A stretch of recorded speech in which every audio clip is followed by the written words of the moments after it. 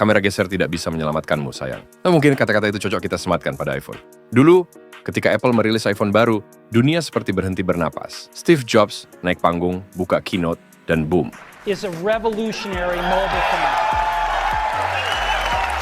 Satu HP menggantikan kamera, iPod, kompas, kalkulator, dan juga alasan mantan minta balikan. Para penggemar rela antre berhari-hari, tidur di trotoar, mandi pakai tisu basah, demi jadi orang pertama yang menggenggam masa depan. Sekarang, iPhone baru dirilis, netizen cuma bilang, "Oh, kameranya pindah ke kanan ya. Inovatif banget, geser sedikit." Iya, serius. Inovasi Apple sekarang kayak orang males bersih-bersih kos. Cuma mindahin debu dari kiri ke kanan tapi merasa udah beres. Mark Zuckerberg sendiri pernah nyeletuk. Apple tidak melakukan apapun, mereka hanya memindahkan kamera. Mark ini emang kadang annoying, tapi kali ini dia seperti tetangga yang ngasih tahu rumah kamu kebakaran. Pedas, tapi benar. Apple saat ini seperti murid pintar yang sudah malas belajar karena ranking 1 terus. Tapi sayangnya, di dunia teknologi, ujian datang tiap 6 bulan. Dan kalau kamu ketiduran, ranking 1 bisa jadi ranking kenangan.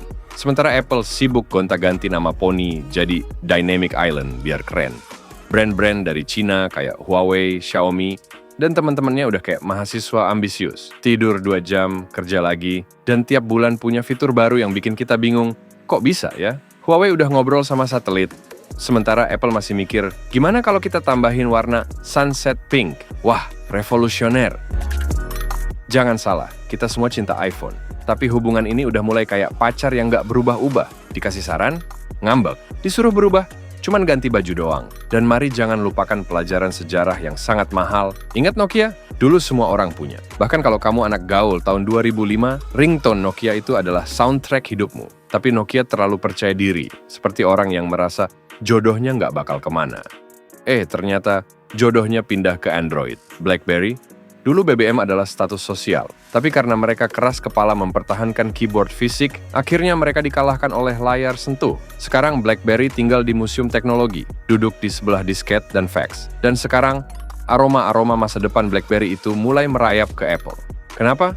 Karena mereka sudah terlalu nyaman. Mereka tidak lagi mencoba menciptakan masa depan. Mereka hanya mencetak ulang masa lalu dengan nama baru dan harga naik. Apple hari ini mulai terasa seperti ayah yang dulu keren di tahun 2000-an. Tapi sekarang masih pakai jeans bootcut dan bilang, "Papa tuh dulu jago ngeband. Maaf, Pak. Dunia udah move on." Sementara itu, brand dari Cina seperti Huawei, Xiaomi, dan Oppo sibuk bikin fitur yang seolah-olah dari planet lain. Charging 0 ke 100% dalam 9 menit sambil kamu ngaduk mie instan. Kamera periskop yang bisa zoom ke bulan dan bisa lihat mantan move on. Layar lipat, layar gulung, layar putar, tinggal layar sakti yang bisa tolak bala belum ada. Jadi, kalau Apple terus begini, bukan tidak mungkin. Beberapa tahun lagi kita akan berkata, ingat nggak zaman dulu kita pakai iPhone? Dan anak-anak kita akan menjawab, iPhone? Itu kayak HP-nya nenek-nenek ya. Kalau Apple tidak segera bangun dari tidurnya di kasur emas, siap-siap masuk ke buku sejarah sebagai HP yang keren sampai iPhone 12.